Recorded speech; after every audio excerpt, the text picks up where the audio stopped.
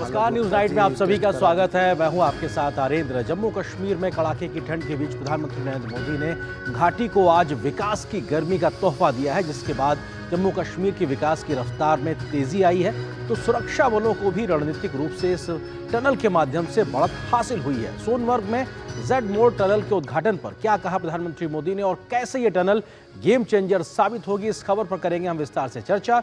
होगी बात दिल्ली की सियासत की भी, जहां कैग रिपोर्ट पर आम आदमी पार्टी को दिल्ली हाई कोर्ट से लगी है फटकार। दिखाएंगे खबर महाकुंभ के महाशुरुआत की भी और वहां की तस्वीरें किस प्रकार की। इसके अलावा भी होगी देश दुनिया की हर जरूरी खबर। लेकिन शुरुआत करते हैं क्योंकि आज लोहड़ी है और लोहड़ी की आपको शुभकामनाएं और कुछ तस्वीरें दिखाते हैं, क्योंकि दिल्ली के कार्यक्रम में प्रधानमंत्री नरेंद्र मोदी लोहड़ी के कार्यक्रम में शामिल हुए हैं।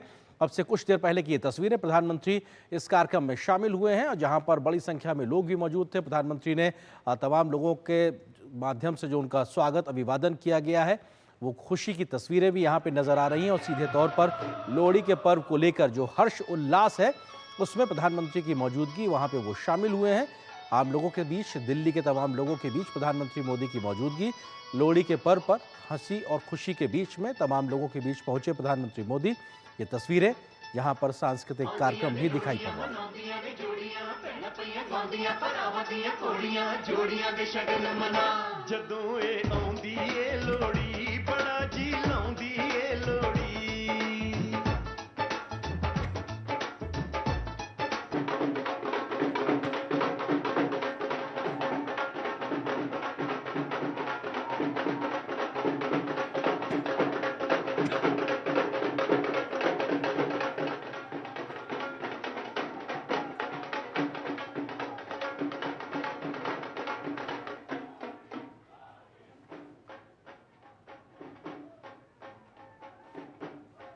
तो ये तस्वीरें दिल्ली की, जहां पर दिल्ली के नारायणा के रेजिडेंट वेलफेयर एसोसिएशन के द्वारा कार्यक्रम का आयोजन किया गया। प्रधानमंत्री नरेंद्र मोदी पहुंचे हैं लोहड़ी के पर्व के बीच में, जहां पे बड़ी संख्या में पुरुष, महिलाएं और बच्चे प्रधानमंत्री को अपने बीच पाकर खुशी का अनुभव कर रहे हैं। और लोहड़ी का ये जश्न, ये त्यौहार, जो कि अपने आप में विशेष तौर से अगर कहा जाए तो उत्तर भारत में, खासकर पंजाब, जम्मू से इलाकों से जुड़े हुए लोगों का, और ये फसल से जुड़ा हुआ भी एक तरीके से पर्व है, जिसे प्रकृति के साथ जुड़े हुए पर्व के तौर पे देखा जा सकता है। लोहड़ी का ये पर्व, जिसे दिल्ली में भी बड़ी संख्या में लोग मनाते हैं, वहां पर आज नारायणा के RWA के माध्यम से जो कार्यक्रम का आयोजन किया गया, प्रधानमंत्री नरेंद्र मोदी वहां पहुंचे और बड़ी संख्या में मौजूद लोगों के बीच जब PM पहुंचे तो सभी के बीच खुशी की तस्वीरें दिखाई पड़ रही हैं।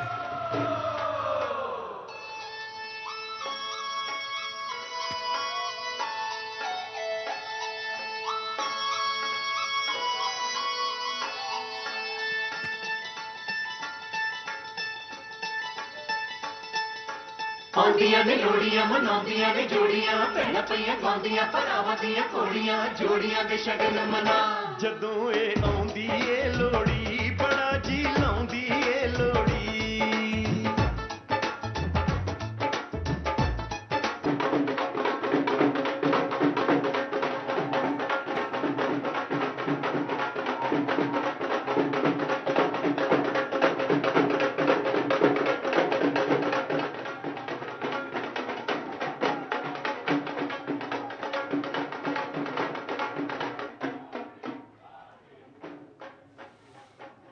पारंपरिक तरीके से हर्षोल्लास के साथ जिस प्रकार से बहुत बड़ी संख्या में, खासतौर से उत्तर भारत में लोहड़ी का पर्व मनाया जाता है, उस पर्व की आज धूम दिल्ली में भी देखने को मिल रही है।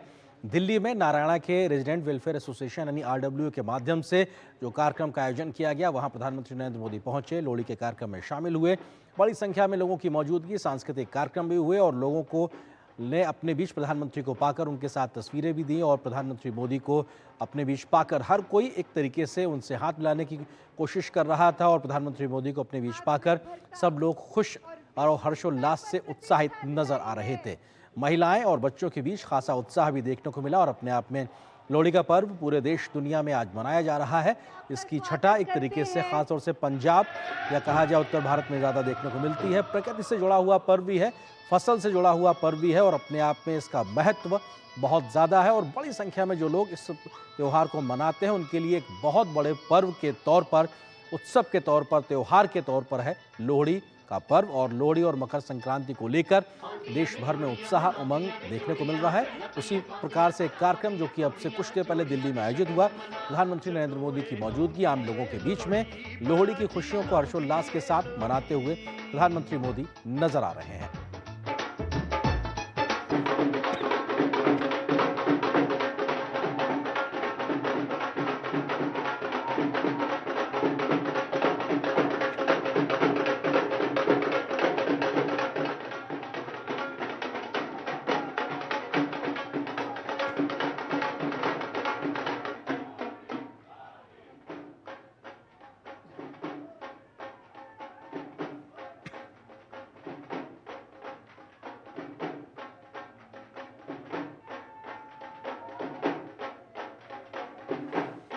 दिल्ली के नारायण विहार की ये तस्वीरें जहां प्रधानमंत्री नरेंद्र मोदी पहुंचे लोहड़ी के उत्सव में शामिल होने के लिए।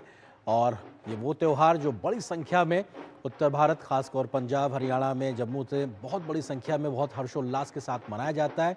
और पारंपरिक रूप से परंपरा के आधार पर प्रधानमंत्री भी वहाँ पहुँचे और जिस तरीके से आग को वहाँ पे जलाया जाता है, उसकी एक तरीके से पूजा होती है, प्रकृति से जुड़ा हुआ त्यौहार है। प्रधानमंत्री उस कार्यक्रम में शामिल हुए।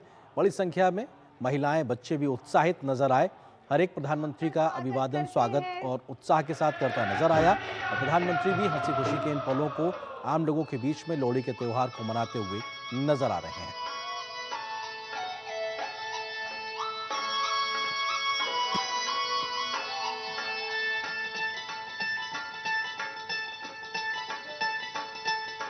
ਆਉਂਦੀਆਂ ਨੇ ਲੋੜੀਆਂ ਮਨਾਉਂਦੀਆਂ ਨੇ ਜੋੜੀਆਂ ਭੈਣਾਂ ਪਈਆਂ ਗਾਉਂਦੀਆਂ ਭਰਾਵਾਂ ਦੀਆਂ ਘੋੜੀਆਂ ਜੋੜੀਆਂ ਦੇ ਸ਼ਗਨ ਮਨਾ ਜਦੋਂ ਇਹ ਆਉਂਦੀ ਏ ਲੋੜੀ ਬੜਾ ਜੀ ਲਾਉਂਦੀ ਏ ਲੋੜੀ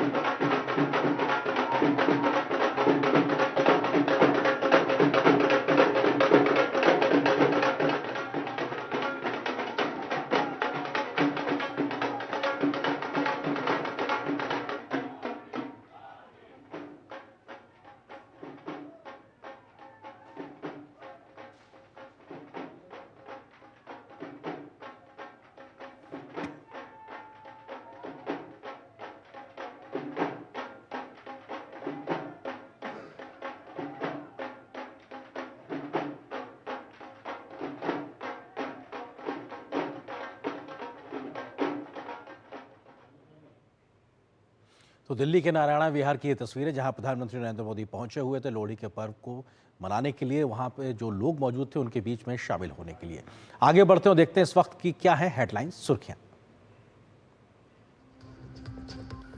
प्रधानमंत्री मोदी ने जम्मू कश्मीर में हर मौसम में कनेक्टिविटी वाली सोनमर्ग सुरंग का किया उद्घाटन। कश्मीर को बताया देश का मुकुट, कहा सोनमर्ग सुरंग से कनेक्टिविटी के साथ पर्यटन को लगेंगे नए पंख।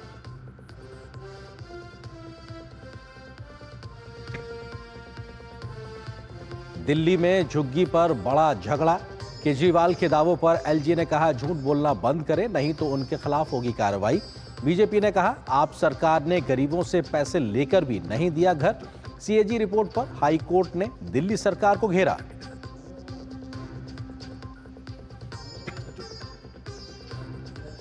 सीमा मसले पर बांग्लादेश के उप उच्चायुक्त को विदेश मंत्रालय ने किया तलब, कहा बाड़ लगाने सहित सीमा पर सुरक्षा उपायों के संबंध में भारत ने सभी प्रोटोकॉल और समझौतों का किया है पालन। बांग्लादेश से पहले की सभी सहमतियों का पालन करने की जताई उम्मीद।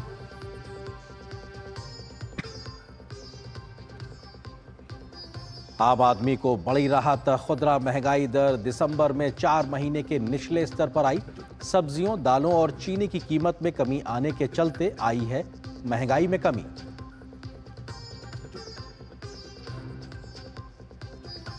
प्रयागराज में महाकुंभ की हुई शुरुआत, करीब 1.5 करोड़ से अधिक श्रद्धालुओं ने लगाई आस्था की डुबकी।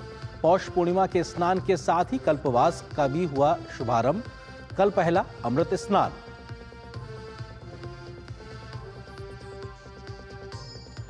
देश भर में त्योहारों की धूम। उत्तर भारत में मनाया जा रहा फसल की कटाई और नई फसल के स्वागत का त्योहार लोहड़ी। प्रधानमंत्री मोदी ने पोंगल और लोहड़ी के कार्यक्रम में लिया हिस्सा।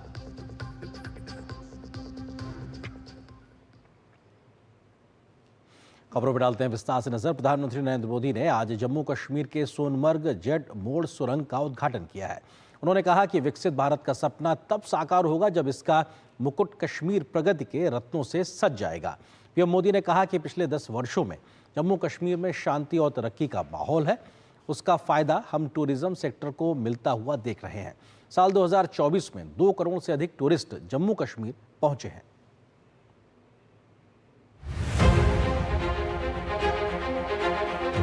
आज मुझे सोनमर्ग टनल देश को, आपको सौंपने का मौका मिला। यानी जम्मू कश्मीर की, लद्दाख की एक और बहुत पुरानी डिमांड आज पूरी हुई है। और आप पक्का मानिए, ये मोदी है, वादा करता है तो निभाता है।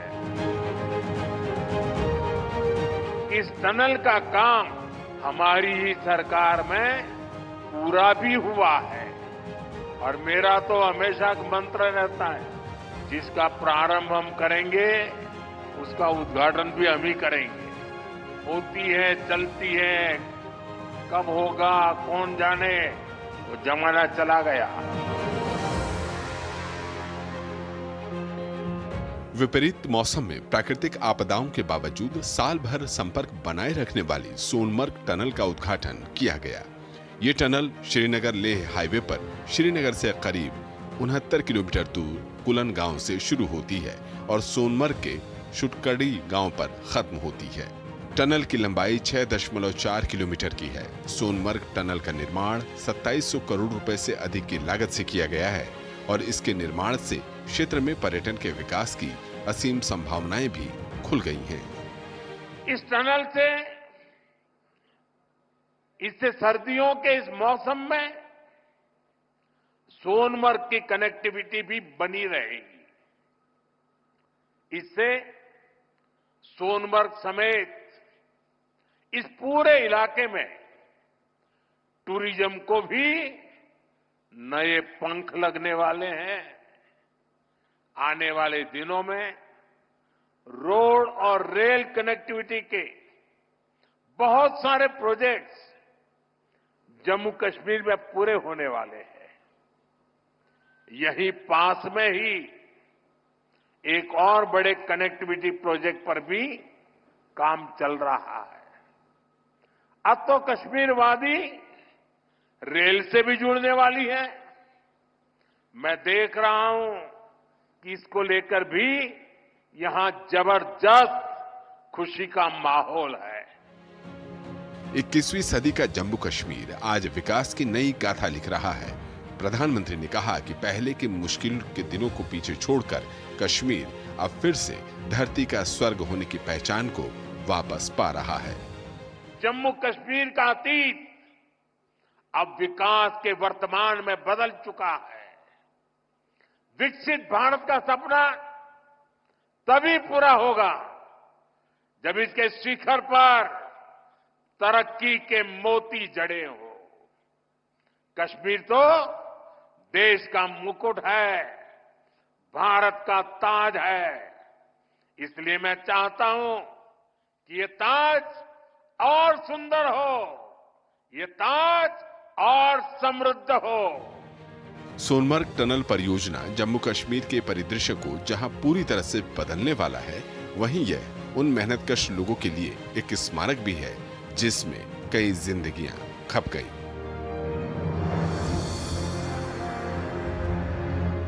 जिन श्रमिक भाइयों ने कठिन से कठिन परिस्थितियों में काम किया, जीवन पर को भी संकट में डाल करके काम किया, साथ हमारे श्रमिक साथियों ने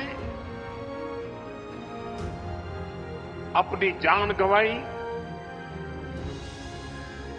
लेकिन हम अपने संकल्प से डिगे नहीं। मेरे श्रमिक साथी डिगे नहीं, किसी ने घर वापस जाने की कहा नहीं। मेरे श्रमिक साथियों ने हर चुनौतियों को पार करते हुए इस कार्य को पूरा किया। निशांत राय के साथ ब्यूरो रिपोर्ट, डीडी न्यूज। तो प्रधानमंत्री ने आज जिस सोनमर्ग टनल का उद्घाटन किया है उसमें क्या खास विशेषताएं आई, आपको सिलसिलेवार तरीके से उसका भी जिक्र करते हैं क्योंकि बेहद महत्वपूर्ण है और दुर्गम इलाके में इसकी मौजूदगी है।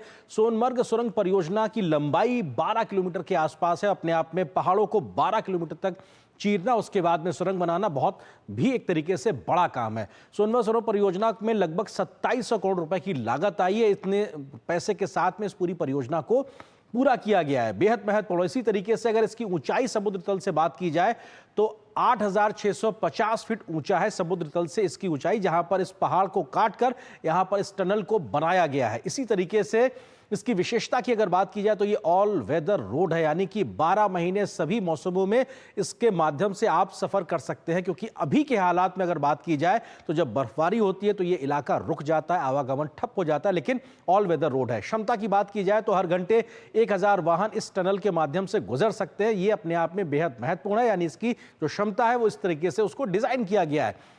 वाहनों की गति की बात की जाए तो मौजूदा समय में लगभग 30 किलोमीटर प्रति घंटा के आसपास इस इलाके में गति है, जो कि बढ़ के 70 से 80 किलोमीटर प्रति घंटा तक हो जाएगी। तो ये अपने आप में दिखाता है कि आवागमन को सही तरीके से और स्पीड के साथ पूरा किया जा सकेगा।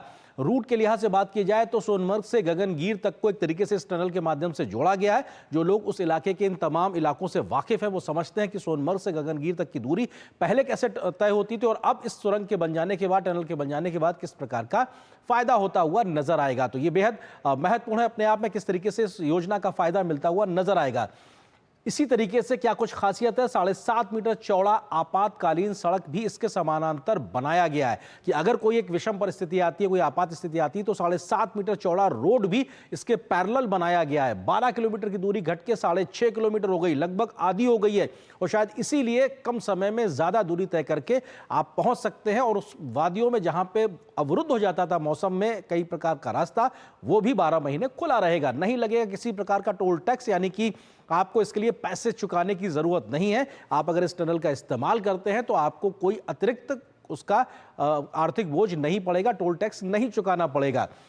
इसी प्रकार से इंटेलिजेंट ट्रैफिक मैनेजमेंट सिस्टम यहां लगाया गया है क्योंकि 1000 क्षमता का जो जिक्र किया गया, कितने वाहन गए हैं, कहां तक पहुंचे हैं, इसी प्रकार से उसकी मॉनिटरिंग भी पूरी की जाएगी। बहुत इंटेलिजेंट तरीके से इस पूरा ट्रैफिक मैनेजमेंट को किया जाएगा। साथ ही साथ पर्यटन, साहसिक खेल, अर्थव्यवस्था को भी इस पूरे टनल के माध्यम से बढ़ावा मिलता नजर आएगा। ये अपने आप में दिखाता है किस प्रकार से इसका फायदा स्थानीय स्तर पर दिखाई पड़ेगा और खासतौर से पर्यटन को, साहसिक खेलों को इसका फायदा मिलता हुआ दिखाई पड़ेगा। जोजिला टनल का भी निर्माण लगातार जारी है। प्रधानमंत्री ने भी इस बात का जिक्र किया है अपने आज के संबोधन में।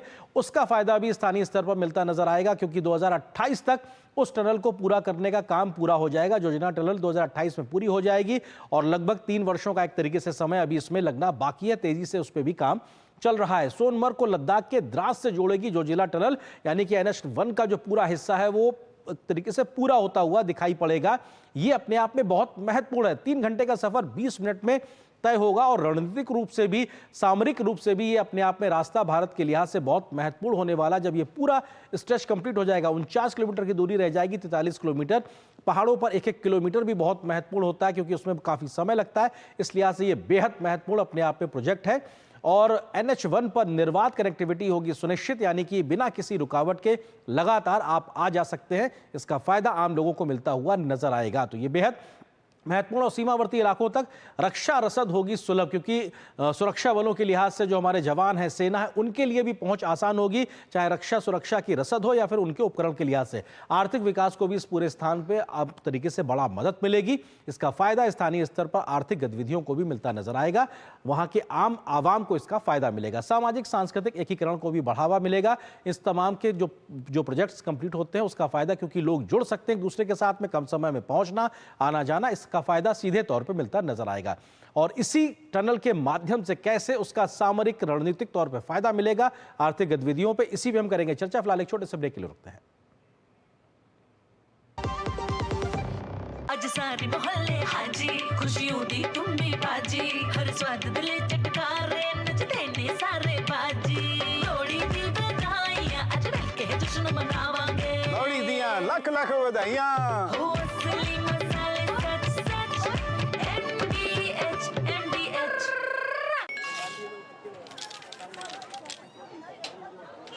हम मूंगफली बेचते हैं, अपना अकल नहीं। ये मैसेज देखिए, कहते हैं लॉटरी लगी है, लिंक क्लिक करके यूपीआई पिन डालो पैसा मिलेगा। अरे हमको मालूम नहीं है क्या? इधर यूपीआई पिन डाला, उधर पैसा गायब। मूंगफली वाला हूँ, मूर्ख नहीं हूँ। याद रहे, यूपीआई कहता है अगर कोई लालच दे तो कहो मैं मूर्ख नहीं हूँ। जब धरती चीर कर निकलता है लोहे का पत्थर और मिलता है मोंगिया के जोश से, फिर तपता है, पिघलता है और बनता है फौलाद। अब होता है सरिया सारी खूबियों के साथ। मोंगिया स्टील, मजबूत देश का मजबूत सरिया। रिटायरमेंट प्लानिंग के लिए तेरा एसआईपी के बारे में क्या ख्याल है? रिटायरमेंट अभी तो पूरी लाइफ बाकी है यार। पर तुझे नहीं लगता अगर रिटायरमेंट के बारे में अभी से नहीं सोचे तो आगे जाके प्रॉब्लम होगी? पर रिटायरमेंट के बारे में सोचना क्यों है इतना जरूरी? जब तक आप रिटायर हो जाएंगे महंगाई काफी ज्यादा बढ़ जाएगी और आपकी इनकम वो तो रुक ही जाएगी। इसीलिए आज ही म्यूचुअल फंड्स में एसआईपी शुरू कीजिए और हर महीने थोड़ा थोड़ा करके धन इकट्ठा कीजिए एक कंफर्टेबल रिटायर्ड लाइफ जीने के लिए। अधिक जानकारी के लिए अपने वित्तीय सलाहकार से परामर्श करें। LIC म्यूचुअल फंड द्वारा निवेशक शिक्षा की एक पहल। म्यूचुअल फंड निवेश बाजार जोखिम के अधीन है। योजना से संबंधित सभी दस्तावेजों को ध्यान से पढ़ें। और ब्रेक के बाद आपका स्वागत है। ब्रेक पर जाने से पहले हमने जिक्र किया उस खबर का, प्रधानमंत्री ने आज जो सोनमर्ग की टनल की शुरुआत की, इसी पे हम करेंगे चर्चा।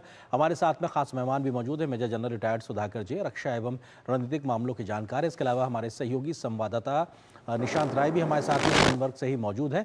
जनरल जे, शुरुआत आपसे ही, क्योंकि किस तरीके से हमारी रणनीतिक और सामरिक जो पूरी पहुंच है उस लिहाज से ये बेहद महत्वपूर्ण अप्रोच होगी, टनल होगी, क्या इस तरीके का फायदा मिलेगा हमको? अरेंद्र नमस्कार, और लोहड़ी के उपलक्ष्य में आपको, आपकी टीम और हमारे दर्शकों को शुभकामनाएं। बहुत बहुत मिलेगा, क्योंकि मैं लद्दाख में नौकरी किया हूँ, सियाचिन ग्लेशियर में, और ईस्टर्न लद्दाख में भी मैं जीओसी था। तो अगर अपना ध्यान एक उदाहरण के दे के मैं थोड़ा समझाना चाहता हूँ कि 2013 को जब चाइना के प्राइम मिनिस्टर आने थे ली क्वांग, तो अप्रैल के महीने में चाइनीज इंट्रूजन हुआ था देपसांग में। जी, अप्रैल में मेरे ख्याल से तकरीबन यही था टाइम फ्रेम। ना ये एक ऐसा पास है, ये जेड मोड उसको बोलते हैं, जेड मोड। ये जेड के शेप में जिग-जैग होके पहाड़ी के ऊपर चढ़ते जाते हैं। ये इलाका बर्फीली इलाका है, एवलांच खूब जोरदार होता है। साल में इसको और आप जोजिला पास को अगर मिलाते हैं, दोनों को मिला के क्यूमुलेटिव इम्पैक्ट ऐसा होता था, करीब करीब 9 महीने ये ब्लॉक हुआ करता था। 3 महीने खुला रहता था।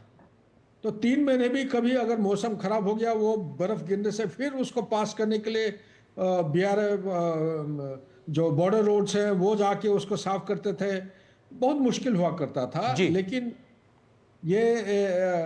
ये टनल बनने के बाद पठानकोट से टोटल डिस्टेंस ले तक है 741 किलोमीटर वाया श्रीनगर।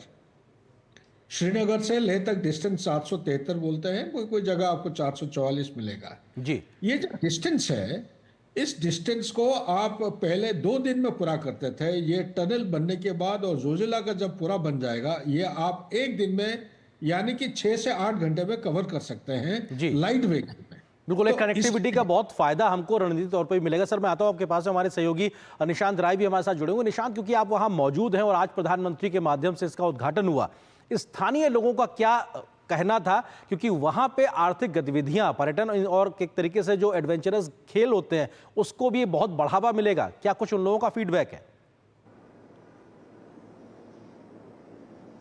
देखिए, 7 से 8 महीना जैसे कि बता रहे थे हमारे साथ जो एक्सपर्ट बैठे हैं कि ये रोड पूरी तरीके से बंद रहती थी, तो इसका सबसे ज़्यादा असर अगर किसी पर पड़ रहा था तो पर्यटन पर पड़ रहा था, क्योंकि जो पर्यटक हैं वो इसी सिलसिले में नहीं जाते थे कि उनको जाने में काफ़ी मुश्किलों का सामना करना पड़ता था। और अब ऐसे में जब ये रोड पूरी तरीके से अगर हम केवल सोनमर्ग टनल की बात करें, कम से कम पर्यटकों के लिए सोनमर्ग अब पूरी तरीके से हर समय उनकी रीच में हो गया है। और मैं खुद खुद अभी सोनमर्ग से श्रीनगर के लिए लौटा हूं और मुझे ये डिस्टेंस तय करने में मात्र 2.5 घंटे लगे हैं। जनवरी का महीना है और आप समझ सकते हैं कि इस समय सोनमर्ग से अपनी गाड़ी से आना किसी चुनौती से कम नहीं हुआ करता था और अब इस चुनौती को एक आसान रूप इस जो सोनमर्ग टनल है इसने दे दिया है। और वहां पर पर्यटकों की दृष्टि से बात की जाए तो होटल इंडस्ट्री सबसे ज्यादा खुश नजर आ रही थी। हमारी कई लोगों से बात हुई थी, सभी लोग खुश नजर आ रहे थे और प्रधानमंत्री को धन्यवाद भी देते हुए नजर आ रहे थे। दूसरी तरफ खुद मुख्यमंत्री उमर अब्दुल्ला ने आज ये बात साफ कर दी है कि अब सोनमर्ग को विंटर स्पोर्ट्स के लिए हब बनाया जाएगा। हालांकि पहले भी यहां हुआ करते थे, लेकिन अब जब 12 महीने तक खिलाड़ी वहां जा सकेंगे और जो एडवेंचर के शौकीन हैं वो वहां पर जा सकेंगे तो इसका असर आने वाले समय में देखने को मिलेगा और बहुत फायदा होता हुआ दिखाई पड़ेगा। निशांत, बहुत के साथ महत्वपूर्ण चीज आप कह रहे हैं। मेजर जनरल सुधाकर जी, आपसे समझना चाहते हैं क्योंकि अगर कोई एक विषम परिस्थिति होती है तो रणनीतिक सामरिक रूप से हमारा जो रिस्पांस टाइम है वो सबसे इंपॉर्टेंट होता है, उस लिहाज से भी ये बेहद महत्वपूर्ण बहुत है। ये मैं वही 2013 का उदाहरण देना चाह रहा था। हवाई जहाज के जरिए से हम अपने ट्रूप्स को मोबिलाइज किए थे देपसांग में चाइना को ब्लॉक करने के लिए। 2013 अटल टनल जो है वो डिस्टेंस है 797 किलोमीटर के करीब। जब टनल नहीं बना था तो रोहतांग पास के थ्रू बहुत टाइम लगते थे, कम से कम 3 से 4 दिन टाइम लगते थे। अभी ये आप जो कह रहे हैं सोनमार्ग का जो टनल बनने के बाद जोजिला पास का बन जाता है, इसको हमारा रिस्पॉन्स मैट्रिक्स जो ग्राउंड ट्रूप्स है ये एक दिन में जाके ये पहुंच सकते हैं लेह तक। और यहाँ से अगर आप देखेंगे बाल्टाल एक जगह का नाम है सोनमार्ग के पास, जेडपुर के पास, बाल्टाल से निकल जाते हैं उधर अमरनाथ यात्रा के लिए। तो ये सोनमार्ग एक ऐसा जगह है जहाँ पे आप रॉक क्लाइंबिंग कर सकते हैं, हाइकिंग कर सकते हैं, आप व्हाइट वाटर राफ्टिंग का भी बहुत सारी सुविधाएं हो सकते हैं अगर डेवलप किया जाए। ये टूरिज्म का एक हॉटस्पॉट बन जाएगा।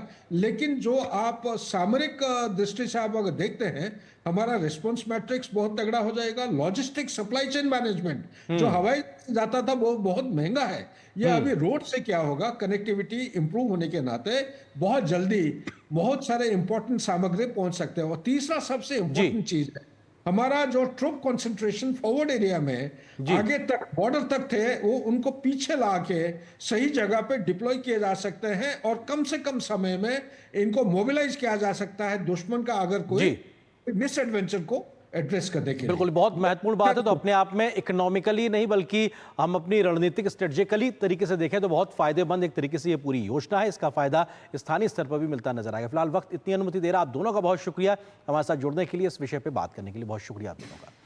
आगे एक छोटे से ब्रेक के लिए रुकते हैं, लेकिन ब्रेक के उस पार जब वापस आएंगे तो आपको खबर दिखाएंगे दिल्ली से जुड़ी हुई, जहां पे झुग्गी और सीएजी रिपोर्ट को लेकर एक बार फिर से आम आदमी पार्टी गिरती नजर आ रही है। क्या है पूरी खबर, इस खबर को दिखाएंगे। फिलहाल एक छोटे से ब्रेक के लिए रुकते हैं।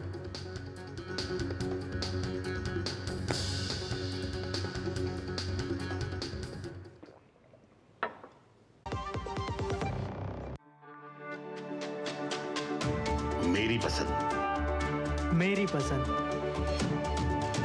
मेरी पसंद, मेरी पसंद, हमारी पसंद, हम सबकी पसंद। मजबूत देश का मजबूत सरिया मोंगिया स्टील। हम मूंगफली बेचते हैं, अपना अकल नहीं। ये मैसेज देखिए, कहते हैं लॉटरी लगी है, लिंक क्लिक करके यूपीआई पिन डालो पैसा मिलेगा। अरे हमको मालूम नहीं है क्या, इधर यूपीआई पिन डाला उधर पैसा गायब। मूंगफली वाला हूँ, मूर्ख नहीं हूँ। याद रहे, यूपीआई कहता है अगर कोई लालच दे तो कहो मैं मूर्ख नहीं हूँ।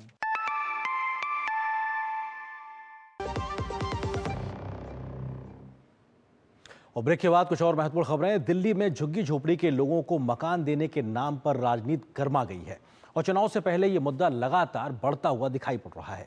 अरविंद केजरीवाल के आरोपों पर आज एलजी वीके सक्सेना ने जवाब दिया और केजरीवाल के आरोपों को सिरे से खारिज किया और उनसे उनके इस बयान को लेकर माफी मांगने की मांग भी की है। इस मुद्दे पर भाजपा ने आम आदमी पार्टी को जमकर घेरा है तो कई झुग्गी वाले लोगों ने आम आदमी पार्टी पर पैसे लेकर घर न देने का भी आरोप लगाया है। क्या है पूरी खबर, देखिए इस रिपोर्ट में। झुग्गी पर बढ़ा झगड़ा, वार पलटवार हुआ तगड़ा। भाजपा ने किया दिल्ली सरकार पर वार, केजरीवाल के दावों का एलजी ने भी किया प्रतिकार। दिल्ली में विधानसभा चुनाव में झुग्गी वालों को लेकर सियासी घमासान जारी है। झुग्गी वालों के लैंड यूज बदलने को लेकर आम आदमी पार्टी के राष्ट्रीय संयोजक अरविंद केजरीवाल के आरोपों को एलजी ने तो खारिज किया ही है, भाजपा ने भी उस पर करारा पलटवार किया है। केजरीवाल ने झुग्गी झोपड़ी मामले में दिल्ली के एलजी पर आरोप लगाया था कि उन्होंने लैंड यूज चेंज करके झुग्गियों को तोड़ने का ऑर्डर जारी किया है। उनके बयान के बाद दिल्ली के एलजी का भी बयान सामने आया, जिसमें उन्होंने कहा कि ये पूरी तरह से गलत है और भ्रम फैलाया जा रहा है। आम आदमी पार्टी ने एक पेपर जारी करते हुए कहा है कि ये वही कागज है जिसमें लैंड यूज चेंज करने की बात की गई है और जल्द ही झुग्गियों को तोड़ दिया जाएगा। इस पर एलजी का कहना है कि ये वो जमीन नहीं है, वो दूसरी जमीन है। केजरीवाल ने एलजी से झूठ के लिए माफी मांगने की बात की, तो एलजी ने कहा कि अगर केजरीवाल झूठ बोलना बंद नहीं करेंगे तो उनके खिलाफ कार्रवाई होगी। जहाँ तक एलजी महोदय की बात है, वो झूठ बोल रहे हैं। जब देखो भाजपा का झूठा प्रोपेगेंडा रन करते हैं। ये मिनट्स ऑफ मीटिंग्स है मेरे पास। लैंड यूज चेंज करने के विषय में कोई निर्णय नहीं हुआ है। उनको मेरी सलाह है कि वो तत्काल प्रभाव से इस विषय में झूठ बोलना बंद करें, वरना डीडी उनके विरुद्ध कार्रवाई करें। केजरीवाल की ओर से दिल्ली के झुग्गी वासियों से मकान के झूठे वादे करने के लिए भाजपा ने केजरीवाल को झूठा करार दिया। वहीं भाजपा नेता प्रवेश वर्मा ने जमकर निशाना साधा। उन्होंने कहा कि केजरीवाल ने गरीब लोगों के पैसे जमा करवा लिए, लेकिन अभी तक घर नहीं दिया। कांग्रेस भी इस मामले में केजरीवाल को घेर रही है। आप केजरीवाल जी से पूछिए, आप अगर इतने शुभ चिंतक हैं, आप चाहते हैं इनका हित करना, कम से कम इनको प्रधानमंत्री आवास योजना का एक आवास तो दिलवा दीजिए जो ईडब्ल्यूएस के लिए बना है। वो स्कीम दिल्ली में लागू ही नहीं करते। वहां पर पैसा दिल्ली के टैक्स पेयर का लगा हुआ है। ये बेचारे गरीब लोगों की क्या गलती है कि इन्होंने 1 लाख रुपया 10 साल पहले जमा कराया था, मगर इनको फ्लैट नहीं मिला है। एलजी साहब ने जो क्लैरिफिकेशन दिया है, ये फिर से केजरीवाल के झूठ को पकड़ता है। केजरीवाल साहब इतना क्यों गुमराह करते हैं, इतना क्यों झूठ बोलते हैं, मुझे समझ में नहीं आता है। भाजपा की प्रेस कॉन्फ्रेंस में कुछ झुग्गी वाले भी पहुंचे, जहां उन्होंने अपना दर्द बयां किया। उन्होंने कहा कि घर के लिए हमने पैसे जमा किए, सरकारी दफ्तरों के कई चक्कर काटे, लेकिन अभी तक घर की चाबी नहीं मिली। हाथ जोड़े भाई, सर कुछ कर दो, हम लोग को गरीब आदमी है, पैसे जमा हो चुके हैं, कर्ज लेके हम लोगों ने जमा किया था। हाँ जी, हो जाएगा। 2 महीने 3 महीने का टाइम मांगते रहे, कभी आईटीओ भेज रहे हैं, कभी दफ्तर भेज रहे हैं, इनका भी कहीं कोई सुनवाई नहीं हुई हम लोग की। जाते हैं, रुक जाओ बहन जी, हम बाद में दे देंगे, अब बाद में आना ऐसे कहते रहते थे, भगा देते। हमको वोट जिता दो एक बार और, अब 2 बार का हो गया, अब 1 बार और जिता दो, 3 बार हो जाएगा। दरअसल शुक्रवार को अमित शाह ने झुग्गी वालों के एक कार्यक्रम में झुग्गी के बदले मकान देने का वादा किया था। उसके बाद से ही आम आदमी पार्टी झुग्गी वालों का मामला उठा रही है। हालांकि भाजपा केजरीवाल पर करारा पलटवार कर रही है। शैलेंद्र मिश्र और धीरज कुमार के साथ ब्यूरो रिपोर्ट, डीडी न्यूज। इस बीच कैग की रिपोर्ट को दिल्ली विधानसभा में पेश नहीं करने के मुद्दे पर दिल्ली हाई कोर्ट ने आम आदमी पार्टी सरकार को फटकार लगाई है। कोर्ट ने आप सरकार को कहा है कि कैग रिपोर्ट को पेश नहीं करने से आपकी ईमानदारी पर संदेह पैदा होता है। हाई कोर्ट ने साथ ही कहा कि आपको रिपोर्ट को तुरंत स्पीकर को भेजना चाहिए था और इस पर सदन में चर्चा शुरू करनी चाहिए थी। हाई कोर्ट से फटकार के बाद भाजपा एक बार फिर से इस पूरे मुद्दे पर आम आदमी पार्टी की सरकार पर हमलावर हो गई है, तो आम आदमी पार्टी इस मुद्दे पर बैकफुट पर नजर आ रही है। सीएजी रिपोर्ट पर हाई कोर्ट सख्त, बीजेपी के आरोपों पर आम पस्त, दिल्ली हाई कोर्ट ने लगाई आपको फटकार, दिल्ली सरकार की ईमानदारी पर जताया संदेह। दिल्ली विधानसभा चुनाव से पहले आम आदमी पार्टी की सरकार की मुसीबतें बढ़ती जा रही हैं। दिल्ली उच्च न्यायालय ने सोमवार को नियंत्रक एवं महालेखा परीक्षक की रिपोर्ट पर विधानसभा में चर्चा में देरी को लेकर आम आदमी पार्टी के नेतृत्व वाली दिल्ली सरकार को फटकार लगाई। कोर्ट ने कहा कि कैग रिपोर्ट पर जिस तरह से आपने अपने कदम पीछे खींचे हैं, उससे आपकी ईमानदारी पर संदेह पैदा होता है। हाई कोर्ट ने आगे जोर देते हुए कहा कि आपको रिपोर्ट को तुरंत स्पीकर को भेजना चाहिए था और इस पर सदन में चर्चा शुरू करनी चाहिए थी। बीजेपी के 7 विधायकों की ओर से दायर याचिका में दिल्ली के प्रशासन से जुड़ी कैग की 14 रिपोर्ट्स को विधानसभा के पटल पर रखे जाने की मांग की गई थी। याचिका में मांग की गई है कि स्पीकर को निर्देश दें कि वो विधानसभा का विशेष सत्र बुलाएं ताकि दिल्ली में चुनाव की घोषणा होने से पहले सदन में इन पर बहस हो सके। हालांकि हाईकोर्ट ने कहा कि अब जब चुनाव इतने नजदीक हैं तो विधानसभा का विशेष सत्र कैसे बुलाया जा सकता है। दिल्ली हाईकोर्ट में मामले की सुनवाई बुधवार को भी जारी रहेगी।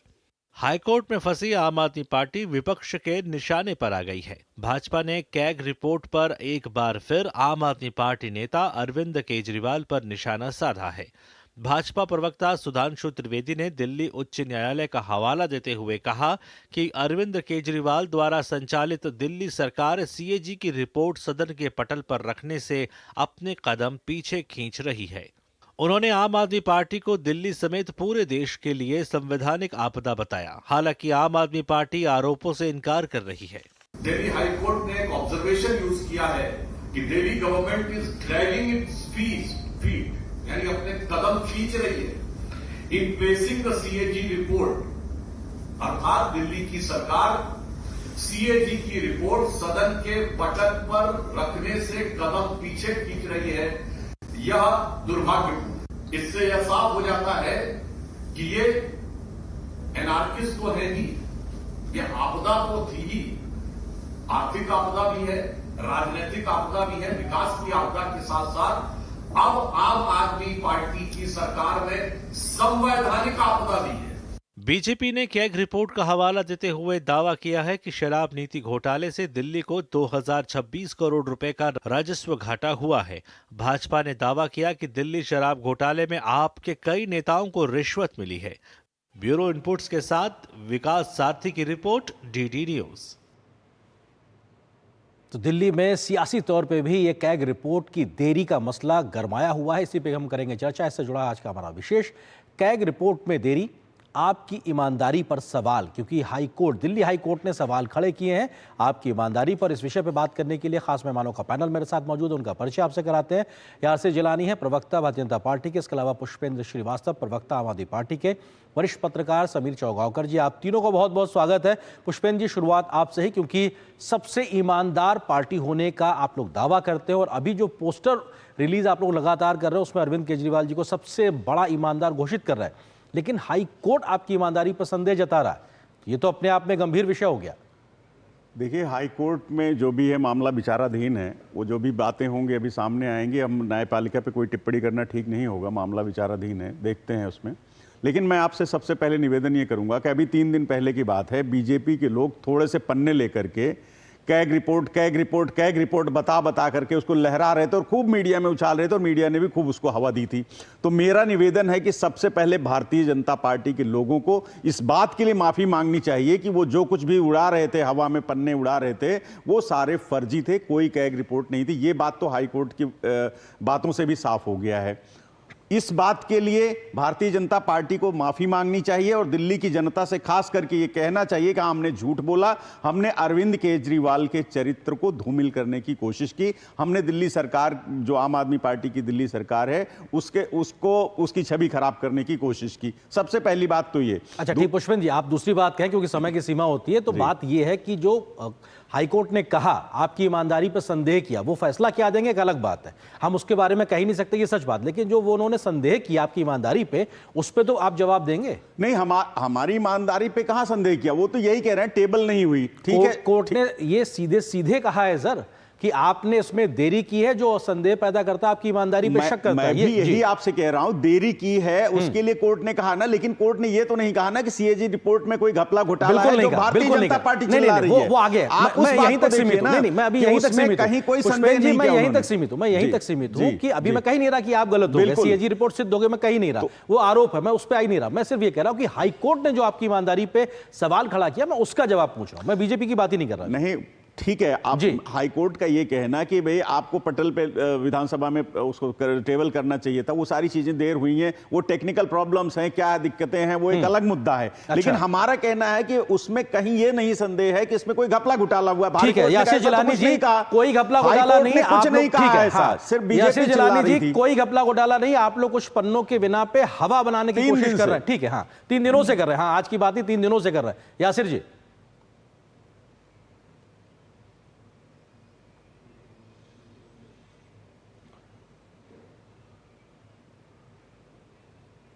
हम इस चर्चा में आगे बढ़ेंगे, लेकिन उससे पहले इस वक्त की कुछ महत्वपूर्ण तस्वीरों से आपको रूबरू कराते हैं, क्योंकि प्रधानमंत्री नरेंद्र मोदी ने संक्रांति के पर्व के अवसर पर आयोजित कार्यक्रम में हिस्सा लिया है। केंद्रीय मंत्री जी किशन रेड्डी के आवास पर आयोजित कार्यक्रम में देश की सांस्कृतिक विरासत की झलक भी देखने को मिली है।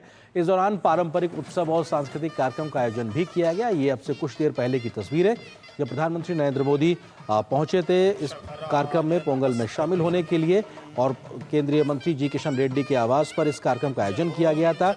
वहां पर प्रधानमंत्री की मौजूदगी थी और पारंपरिक रूप से जिस प्रकार से इस पूरे उत्सव को मनाया जाता है, प्रधानमंत्री पूरे श्रद्धा और आस्था के साथ में उसमें शामिल हुए।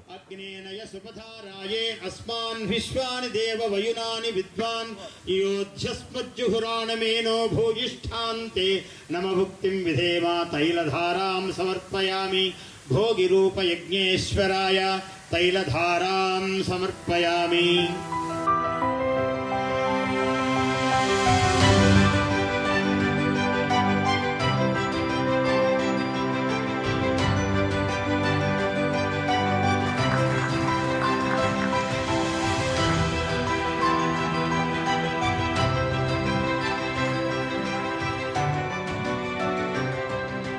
कल्याण शोभन संक्रांति संबर विरवचनु पल्ले सीमल भव्यकांति సని పైరుల మానేల తల్లి పసిడి పంటలను మాకు సగినది పచ్చని పైరుల మానేల తల్లి పసిడి పంటలను మాకు సగినది రైతే రాజై కష్టే ఫలియం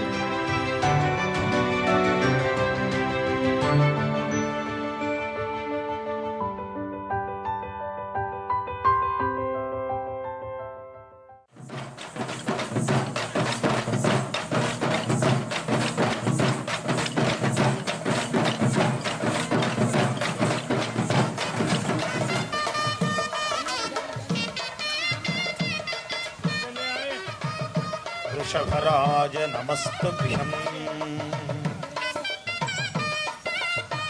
ओम चत्वारि शृंगात्रयोश्च पादो द्वे शीर्षे सप्तहस्तासो अस्या तैलं समर्पयामि अग्नेनय सुपधाराये अस्मान् विश्वानि देव वयुनानि विद्वान् योध्यस्मज्जुहुराणमेनो भोगिष्ठान्ते नम भुक्तिं विधेमा तैलधारां समर्पयामि भोगिरूप यज्ञेश्वराय तैलधारां समर्पयामि।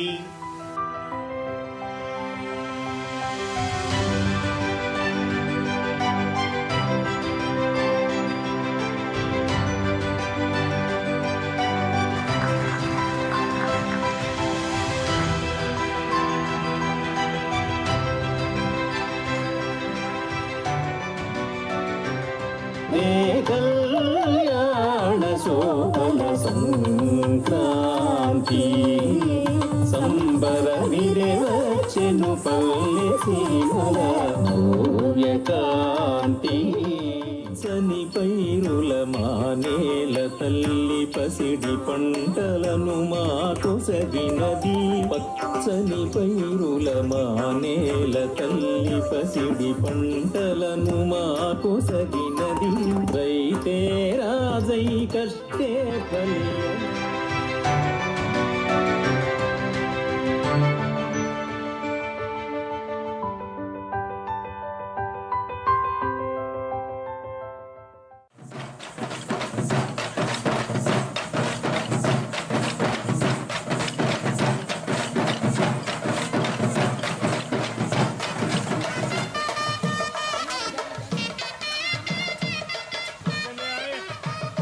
वृषभराज नमस्तुभ्यं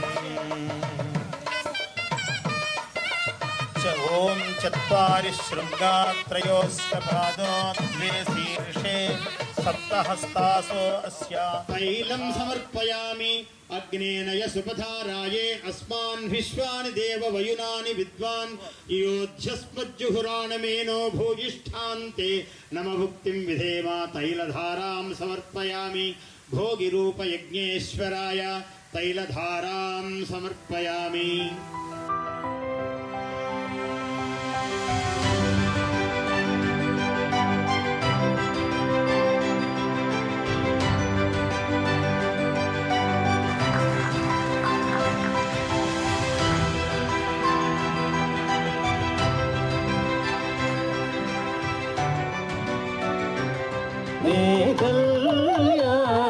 శోభల సంక్రాంతి సంబరమిదే వచ్చెను పల్లె సీమల నవ్యకాంతి పచ్చని పైరుల మానేల తల్లి పసిడి పంటలను మాకొసగినది పచ్చని పైరుల మానేల తల్లి పసిడి పంటలను మాకొసగినది రైతే రాజై కష్టే ఫలియం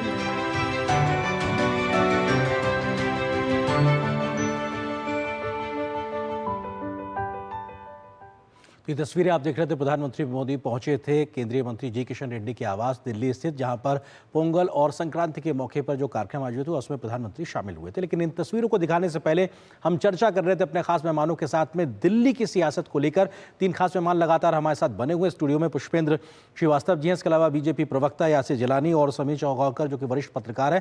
यासिर जी, हम आपसे बात कर रहे थे, उसका आप पे आरोप ये लगा रहे हैं आम आदमी पार्टी के साहब कैसी कोई कैग रिपोर्ट है ही नहीं जिसको लेकर आप लोग माहौल बनाने की कोशिश कर रहे हैं। देखिए, जो ये ईमानदारी के ढोल पीटते रहते हैं अरविंद केजरीवाल को, और उन्होंने किस तरीके से गरीबों के हक पे डाका डाला है, मैं 30 सेकंड में समझाता हूं, फिर कैग पे आ जाता हूं जो झुग्गी झोपड़ी वाला इनका था। देखिए, Delhi urban shelter improvement board जो है उसने गरीब परिवारों के लिए झुग्गी का 2013 के अंदर फॉर्म आया था, और उसमें बहुत सारे लोगों ने, लगभग 8000 फ्लैट तैयार हैं, 70,000 से 1 लाख रुपए जमा है, लेकिन इनके जो ईमानदारी की प्रकाष्ठा रखते हैं ना, अभी साहब बता भी रहे थे, तारीफ कर रहे थे, उन्होंने भी आवंटन नहीं होने दिया।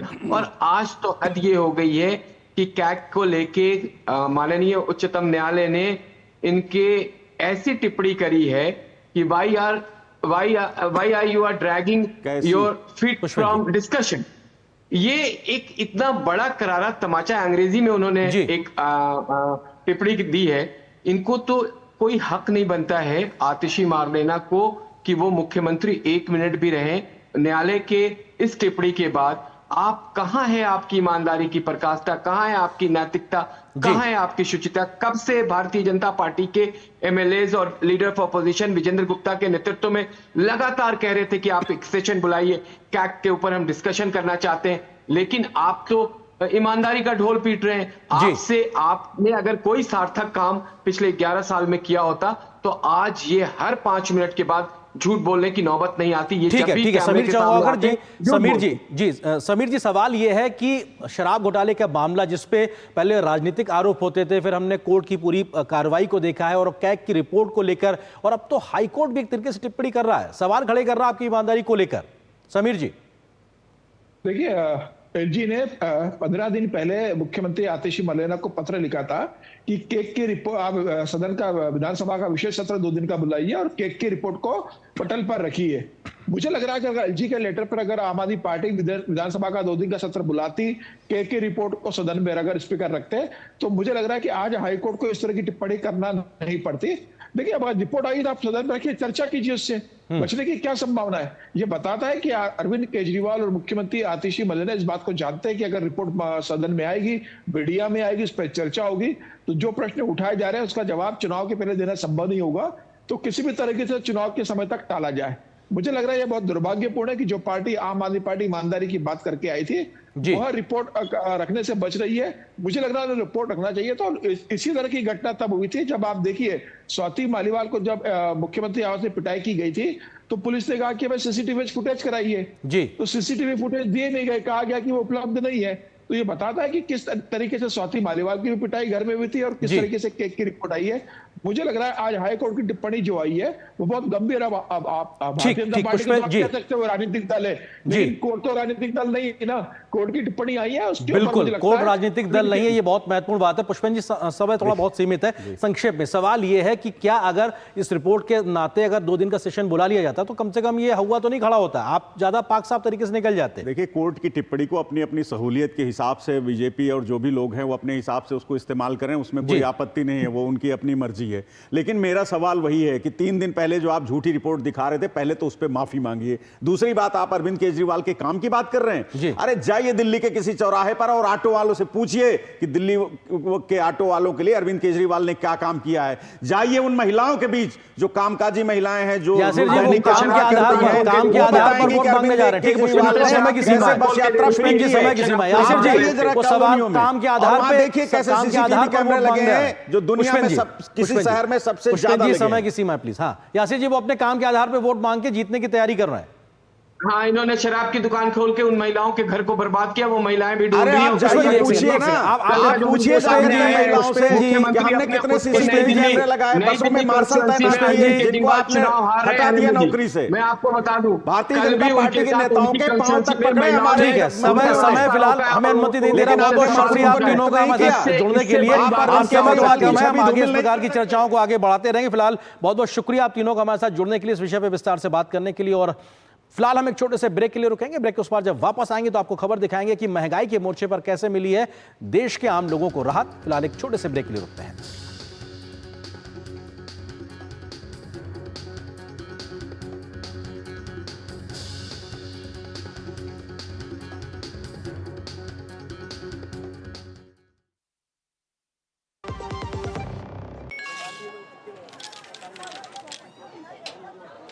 हम मूंगफली बेचते हैं, अपना अकल नहीं। ये मैसेज देखिए, कहते हैं लॉटरी लगी है, लिंक क्लिक करके यूपीआई पिन डालो पैसा मिलेगा। अरे हमको मालूम नहीं है क्या? इधर यूपीआई पिन डाला, उधर पैसा गायब। मूंगफली वाला हूँ, मूर्ख नहीं हूँ। याद रहे, यूपीआई कहता है अगर कोई लालच दे तो कहो मैं मूर्ख नहीं हूँ। एक ऐसा तबका जो रिटायरमेंट के बारे में आज भी बिल्कुल नहीं सोचता, वो है औरतें। औरतें कमा के भी वनरेबल हैं। सो एनपीएस एक इक्वालिटी ला रहा है। हम सब एक बराबर प्लेटफॉर्म पे हैं। अपने बेहतर कल को सुनिश्चित करने के लिए एनपीएस जरूरी है। और ब्रेक के बाद कुछ और महत्वपूर्ण खबरें। महंगाई के मोर्चे पर आम लोगों के लिए एक राहत भरी खबर है। खुदरा महंगाई दर दिसंबर में 4 महीने के निचले स्तर पर आ गई है। किस प्रकार से आम आदमी को एक तरीके से बड़ी राहत मिल रही है महंगाई के मोर्चे पर। दिसंबर में खुदरा महंगाई दर 4 महीने के सबसे निचले स्तर पर आ गई है। एक तरीके से आम लोगों को इसका फायदा मिलता हुआ दिखाई पड़ रहा है। और दिसंबर में महंगाई दर 5.22% पर रही है, जो कि पहले ज्यादा थी और 4 महीने के सबसे निम्नतम स्तर पर एक तरीके से आ गई है। नवंबर में महंगाई दर 5.48% दर्ज की गई थी। उसके बाद दिसंबर में और ज्यादा इसमें कमी दर्ज की जा रही है। इसी तरीके से खुदरा महंगाई कम होने की वजह सब्जियों, दालों और चीनी की कीमत में कमी आना है, जिसकी वजह से एक तरीके से महंगाई कम हुई है। दिसंबर में सब्जियों, दालों, चीनी, मिठाई, अनाज और व्यक्तिगत देखभाल और अन्य वस्तुओं की महंगाई दर में गिरावट हुई, जिसका फायदा आम लोगों को अब मिलता दिखाई पड़ेगा। अक्टूबर में खुदरा महंगाई दर 14 महीने के उच्चतम स्तर 6.21 पर पहुंच गई थी, वहां से कम होती हुई एक तरीके से नीचे आई है। हाउसिंग महंगाई दर दिसंबर में 2.71% रही है, जो कि वो भी काफी कम हुई। इसका फायदा आम लोगों को मिल रहा है। नवंबर में हाउसिंग महंगाई दर 2.87% थी और इसका फायदा एक तरीके से आम लोगों को मिलेगा, क्योंकि जो महंगाई की दर कम होने से लोगों की जेब पर बोझ कम होता है। उसका एक तरीके से तस्वीर सामने आप देख सकते हैं। अगली खबर की ओर रुख करते हैं और बात करते हैं बांग्लादेश से भारत के संबंध को लेकर। भारत ने दिल्ली में मौजूद बांग्लादेश के उप उच्चायुक्त मोहम्मद नूरुल इस्लाम को भारतीय विदेश मंत्रालय में तलब कर सीमा मसले पर अपना सख्त रुख स्पष्ट किया है। भारत ने उम्मीद जताई है कि बांग्लादेश द्वारा पहले की सभी सहमतियों को लागू किया जाएगा और सीमा पार अपराधों से निपटने के लिए एक सहयोगात्मक दृष्टिकोण अपनाया जाएगा। भारत ने सीमा पार आपराधिक गतिविधियों, तस्करी, अपराधियों की आवाजाही और तस्करी की चुनौतियों का प्रभावी ढंग से समाधान करके अपराध मुक्त सीमा सुनिश्चित करने की अपनी प्रतिबद्धता को दोहराया है। कांटेदार तार की बाड़ लगाना, सीमा पर प्रकाश व्यवस्था करना, तकनीकी उपकरणों की स्थापना करना और मवेशियों के लिए बाड़ लगाना सीमा की सुरक्षा के उपाय किए गए हैं। साथ ही यह भी बताया गया है कि बाड़ लगाने सहित सीमा पर सुरक्षा उपायों के संबंध में भारत ने दोनों सरकारों और सीमा सुरक्षा बल तथा बॉर्डर गार्ड बांग्लादेश के बीच सभी प्रोटोकॉल और समझौतों का पालन किया है। तो ये अपने आप में दिखाता है कि भारत के माध्यम से लगातार वो तमाम प्रयास किए गए हैं जिसके माध्यम से स्थिति सामान्य बनी रहे, लेकिन लगातार बांग्लादेश की ओर से गैर वाजिब विषय को एक तरीके से आगे बढ़ाया गया था। फिलहाल एक छोटे से ब्रेक के लिए रुकते हैं, लेकिन हम आगे खबर दिखाएं। आप ब्रेक के लिए नहीं, फिलहाल हम अगली खबर पे हो जाते हैं और बात करते हैं कि महाकुंभ को लेकर किस प्रकार से आज एक शुरुआत हुई है, उस खबर पे आएंगे। देखिए उस खबर को।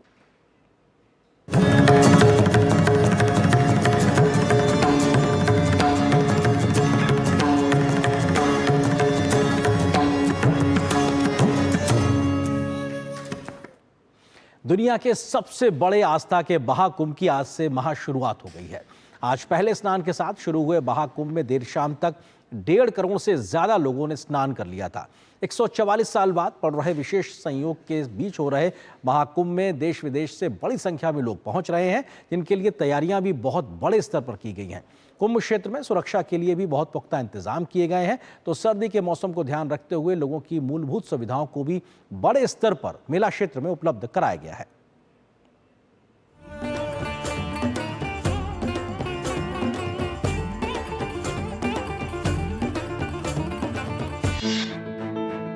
अश्वमेध सहस्राणि वाजपेयी शतानि च लक्ष्य प्रदक्षिणा भूमे कुंभ स्नानेन तत्फलम्। यानी 1000 अश्वमेध यज्ञ, 100 वाजपेयी यज्ञ और 1 लाख बार धरती की परिक्रमा करने का जो पुण्य फल प्राप्त होता है वो कुंभ पर्व के 14 जनवरी को भूतपूर्व सैनिकों के योगदान को सम्मानित करने के लिए आर्म्ड फोर्सेज वेटरन्स दिवस मनाया जाता है। ये दिन हमारे पूर्व सैनिकों को धन्यवाद देने का दिन है। जाते जाते आपको छोड़ जाते हैं वेटरन्स गान के साथ, जो भूतपूर्व सैनिकों की याद में एक श्रद्धांजलि है। आप देखिए इस गीत को। मुझे दीजिए अनुमति। नमस्कार।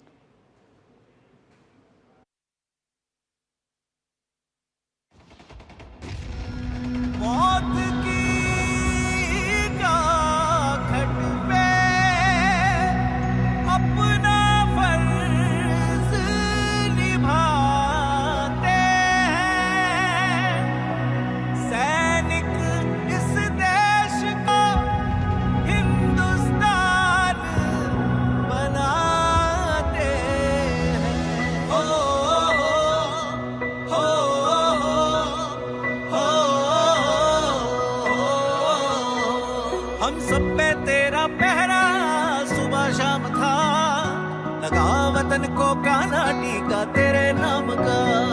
सब खुशियां तूने वारी इस देश पे, इस मिट्टी पे भी फौजी तेरा एहसान था। तेरे होने से ही हम यहाँ महफूज थे, तेरे होने से ही जिंदा है ये धड़कन। We for veterans, तेरे साथ है